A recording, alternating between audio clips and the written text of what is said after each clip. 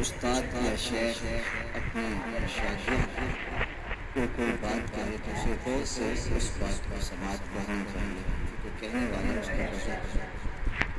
لیکن وہ بزرگ، وہ شیخ، وہ استاد اگر ساتھ قسم بھی کرے تو پھر اور زیادہ مضمون کی اہمیت ہو جاتی ہے کہ یہ کوئی اہم مضمون ہے جس سے قبل قسم کی جا رہی ہے۔ اب یہاں جو ارشاد فرمایا جانے لگا ہے اس سے قبل میرے رب نے کی قسم ہے، میرا مالک تو یوں ہی کہہ دیتا تو کافی تھا، لیکن مضمون اتنا اہم ہے کہ اس کو بیان کرنے سے قبل میرے رب نے قسم کی، اور پھر قسم کی ایک نہیں کی 5 قسمیں۔ والعادیات ضبحا، قسم ہے ان گھوڑوں کی جب وہ تیز گھوڑے ان کے سینوں سے آواز نکلتی ہے۔ راہ حق میں جہاد کے لیے جب گھوڑے دوڑتے ہیں تو ان کے سینوں سے نکلنے والی آواز اللہ کو اتنی محبوب ہے کہ ان گھوڑوں کی قسم۔ فالموریات قدحا، اور وہی گھوڑے جب برق رفتاری سے دوڑتے ہیں اور پتھریلی زمین میں جب ان کا گزر ہوتا ہے تو ان کے پاؤں سے لگی کلیوں کے ٹکرانے سے پتھروں سے جو شرارے نکلتی ہیں، اللہ فرماتا ہے کہ میں ان گھوڑوں کی قسم کرتا ہوں کہ جن کے پاؤں سے لگی کلیوں کے ٹکرانے سے پتھروں سے شرارے نکلتی ہیں۔ ارشاد فرمایا فالمغیرات صبحا، اور وہ گھوڑے صبح کے وقت جب حملہ آور ہوتے ہیں اور دشمن کے لشکروں کو تخت پر تاراج کرتے ہیں، ان حملہ آور ہونے والے گھوڑوں کی قسم۔ فأثرن بِهِ نقعا، اور جب وہ حملہ آور ہوتے ہیں تو ان کی سونوں سے گرد اڑتی ہے، اللہ فرماتا ہے وہ گرد اڑانے والے گھوڑوں کی قسم۔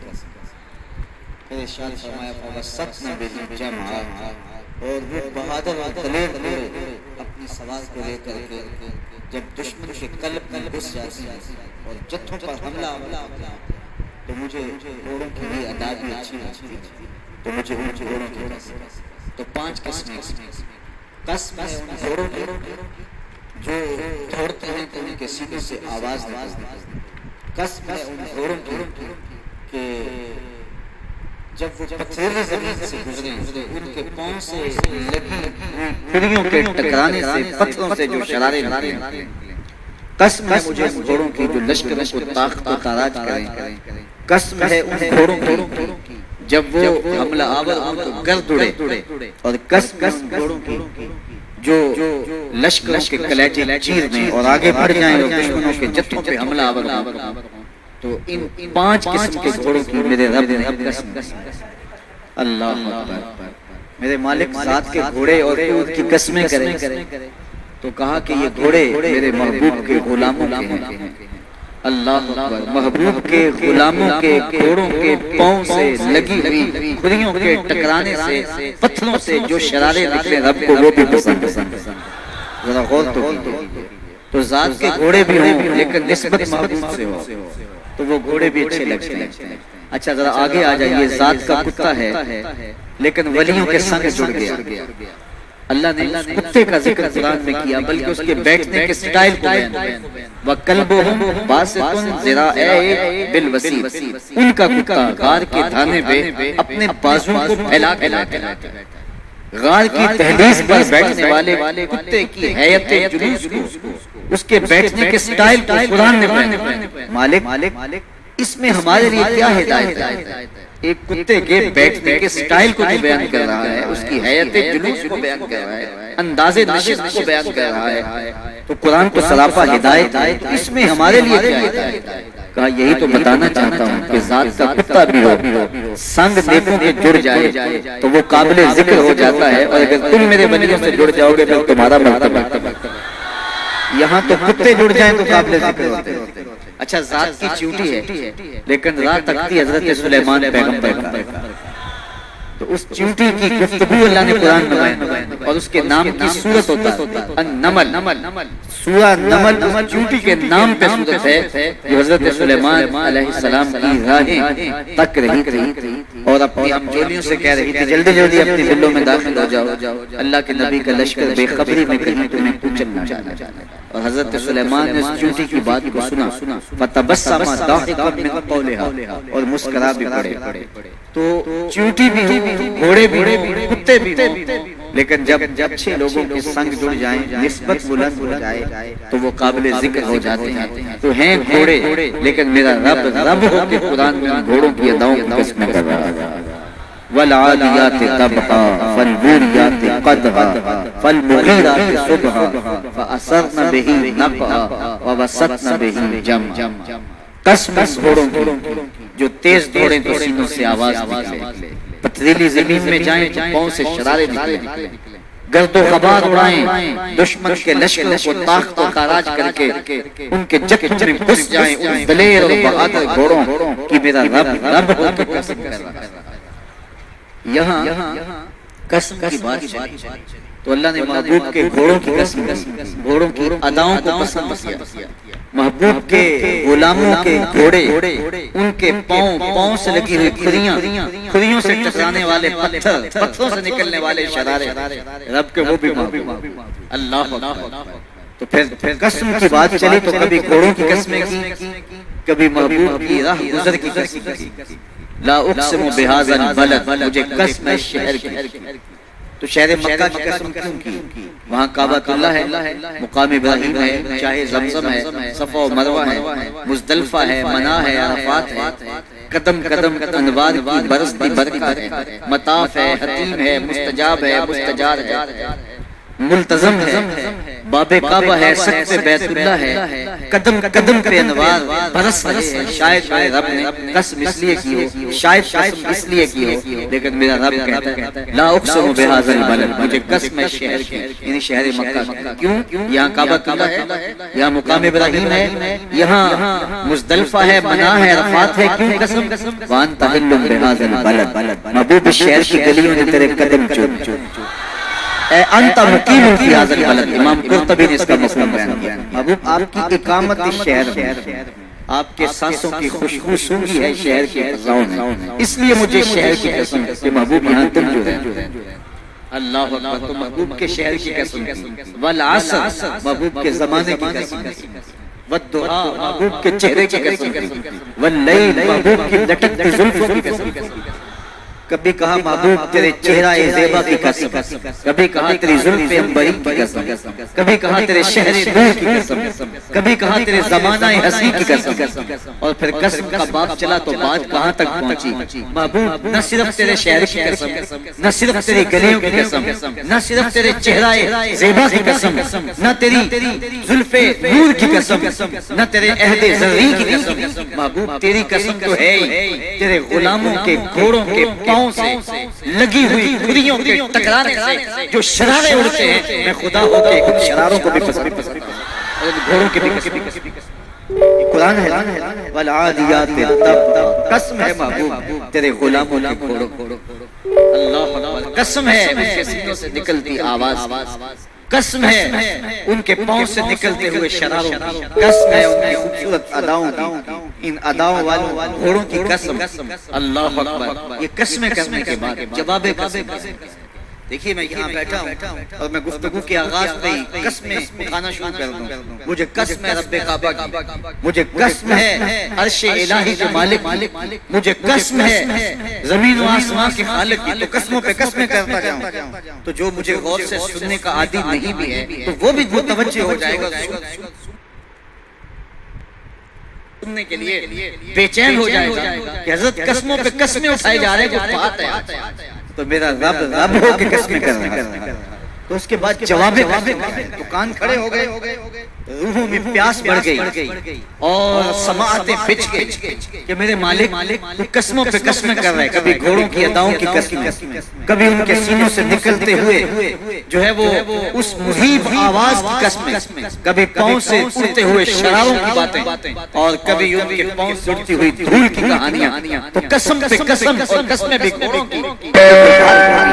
تو ایک دم کان کھڑے ہو گئے تو جواب آیا ان الانسان لربہ لکنود، بے شک انسان اپنے رب کا ناشکر ہے، انسان اپنے رب کا ناشکر ہے۔ قسمیں گھوڑوں کی ان کی اداؤں کی اور ناشکر حضرت انسان۔ یہ کتنی لطیف چوٹ تھی جو حضرت انسان کو ماری گئی۔ یا اللہ ہمیں ناشکرہ کہنا تھا تو کہیں اور مقام پہ کہہ لیا جاتا، گھوڑوں کی تو قسمیں کرے اور ہمیں ناشکرہ کہتے۔ گھوڑوں کی قسمیں ہو رہی ہیں اور انسان کو ناشکرہ کہا جائے، انسان کو ناشکرہ کہنا تو کسی اور موقع پہ کہہ لیا جاتا۔ کہا یہی تو سمجھانا چاہتا کہ چم میٹھا نہیں ہوتا، کم میٹھا ہوتا۔ تو ذات کے گھوڑے بھی ہوں لیکن کام کریں تو مجھے وہ بھی اچھے لگتے ہیں، اور تم انسان بنے ہو، نقوش بڑے اچھے ہیں، قدے رانا رکھتے ہو، جھیل جیسی آنکھیں ہیں، اور تم چلتے ہو تو قیامت چلتی ہے، لیکن مجھے تم اچھے نہیں لگتے اگر تم ناشکرے ہو۔ یہ ہیں ذات کے گھوڑے لیکن میرے محمد عربی کے غلاموں کے غلام مجھے اچھے لگتے۔ تو وہ چم نہیں دیکھتا، وہ کم دیکھتا۔ تو ذات کے گھوڑے بھی ہوں لیکن نسبت ہو میرے حضور سے، نسبت میرے رسول سے ہو تو رب کو اچھے لگتے ہیں۔ تو کہا والعادیات ضبحا فالموریات قدحا فالمغیرات صبحا فأثرن به نقعا فوسطن به جمعا ان الانسان لربہ لکنود، بے شک انسان اپنے رب کا ناشکر ہے۔ اللہ اکبر۔ پھر فرمایا وَإِنَّهُ عَلَىٰ ذَلِكَ لَشَهِيدٌ، اس پر کسی دلیل کی ضرورت نہیں ہے کہ یہ ناشکر ہے، یہ خود اس کا گواہ۔ ذرا اپنے اندر اتر کے دیکھے کہ یہ کھڑا کہاں ہے، یہ کس قدر نعمتیں پانے کے باوجود شکوے کی زبان کھولے رکھتا ہے۔ یہ ناشکرہ ہر وقت اس کی نعمتوں کی ناشکری کرتا رہتا ہے، جتنی نعمتیں اس کو عطا کی۔ اس کو تو ہم نے جو چمکتی روشن آنکھیں دی ہیں، اس کو بولتی زبان بخشی ہے، خوبصورت چہرہ دیا ہے، قدے رانا بخشا ہے، اس کو دماغ دیا ہے، دماغی قوتیں عطا کی ہیں، اور اس کو سننے والے کان دیے، اس کی زبان پہ ذائقے رکھ دیے، نظام انہضام، نظام تنفس کیا کیا اسے عطا کیا۔ لیکن ہر وقت یہ ناشکری کے کلمات بولتا رہتا ہے، میرے پاس یہ بھی نہیں ہے، میرے پاس یہ بھی نہیں، میرے پاس یہ بھی نہیں۔ دیکھیں اس کے پاس کیا کیا اس کے مالک۔ تو یہ ہر وقت ناشکری، اور پھر جو ہم قیامت کے قریب ہوتے چلے جا رہے ہیں ناشکری بڑھتی چلی جا رہی ہے۔ میں کوئی بہت لمبی عمر نہیں رکھتا لیکن مجھے آج سے 35 سال پہلے کے حالات کی ہوش ہے، اور جو میرے سے زیادہ عمر میں ہیں وہ اس سے پہلے کے حالات جانتے ہیں۔ تو میرا بنیادی طور پہ ایک دیہات سے تعلق ہے، تو میں اچھی طرح جانتا ہوں کہ لوگوں کے پاس جو آج کچھ ہے وہ آج سے 35-40 سال پیچھے نہیں تھا۔ بالخصوص دیہاتوں کے اندر لوگوں کے پاس 1 یا 2 جوڑے ہوتے تھے اور انہیں بار بار پہنتے تھے۔ کسی شادی یا بیاہ کے موقع پہ جانا ہوتا تو بعض کا کسی سے وہ لباس یا جوتے مانگ کے لے کے جاتے۔ مجھے اچھی طرح یاد ہے کہ اس زمانے میں لوگ اپنے کندھے پر ایک کپڑا رکھا کرتے تھے، اور شادی پر اگر کسی نے جانا ہوتا تو جس کا کپڑا بہت اچھا ہوتا تو اس سے وہ مانگ لیا کرتے تھے کہ میں نے ذرا شادی پہ جانا۔ بڑے بھائی کے جوتے پہن لیا کرتے تھے، اور اسی طرح گزر ہوتا تھا۔ کبھی کوئی شکوہ زبان میں پیدا نہیں ہوا تھا، اور لوگوں کے شکستہ سے کچے گھر ہوتے تھے، اور گھر کے صحن میں ایک درخت ہوتا تھا، دوپہر وہاں کاٹ لیتے تھے۔ اکثر لوگ دوپہر کا کھانا تیار نہیں کرتے ہوتے تھے، دودھ پی کر کے ہی گزارا کر لیتے تھے۔ صبح کو ناشتہ اور شام کو کھانا ہوتا تھا، لیکن اس کے باوجود اللہ کا شکر کیا کرتے۔ یہ پچھلے دن میں گزرا تو دیکھا کہ بچے کھیل رہے ہیں اور غبارے پھوڑ رہے ہیں، اور جب غبارہ پھٹتا ہے نا تو بچے خوش ہوتے ہیں، کہہ لگاتے ہیں۔ پھر دوسرا غبارہ ہے وہ اس سے کھیلنے لگ جاتے ہیں، اور پھر جب وہ پھٹتا تو پھر خوش ہوتے ہیں۔ تو میں ذرا رک گیا اور اس منظر کو دیکھنے لگا، اور پھر میں نے کہا کہ غبارہ پھٹتا ہے تو یہ بچے خوش ہوتے ہیں، لیکن جب ہمارا زمانہ ہوتا تھا، جب ہم بچے تھے تو غبارہ پھٹتا تھا ہم رونے لگ جاتے، چونکہ کھیل ہی ختم ہو جاتا تھا، ایک ہی غبارہ ہوتا تھا 5-6 بچوں کے پاس، اور غبارہ پھٹ گیا تو کھیل ختم، تو سارے رونے لگ جاتے تھے۔ اور اب یہ غبارے پہ غبارہ پھوڑ رہے ہیں، خوش ہو رہے ہیں، تو کہاں سے کہاں ہم آ پہنچے۔ لیکن اس زمانے میں اگر کسی سے پوچھا جاتا، لوگ پیدل سفر کرتے اور لباس بھی پورے نہ ہوتے، تو جب کسی سے پوچھا جاتا کیا حال ہے تو وہ لمبا ہاتھ کر کہتا ہے اللہ کا شکر ہے۔ اس کی باڈی لینگویج بتاتی تھی کہ وہ اس کا رما رما اللہ کا شکر ہے، تو اس کا لہجہ بتاتا تھا کہ وہ اللہ کا شکر کس گہرائی قلب سے کر رہا ہے، تو وہ کہتے ہیں اللہ کا شکر۔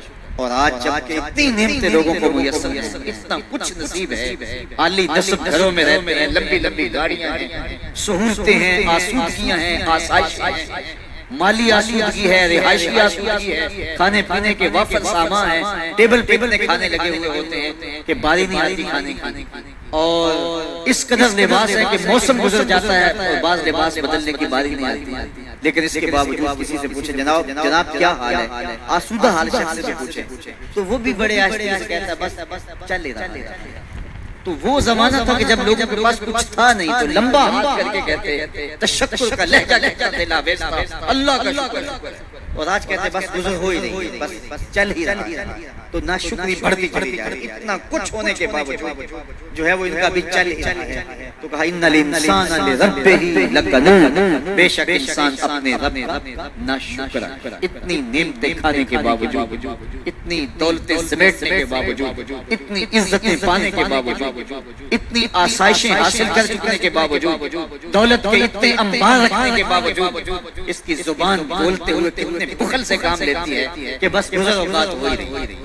اور میاں تیرے رب نے تجھے اتنا کچھ دیا، یہ دولتیں، یہ دولتوں کے انبار، یہ آسودگیاں، یہ بہاریں، یہ سب کچھ نہ ہوتا تجھے زندگی بخش دی تھی، اس کا شکر تیرے اوپر واجب ہے۔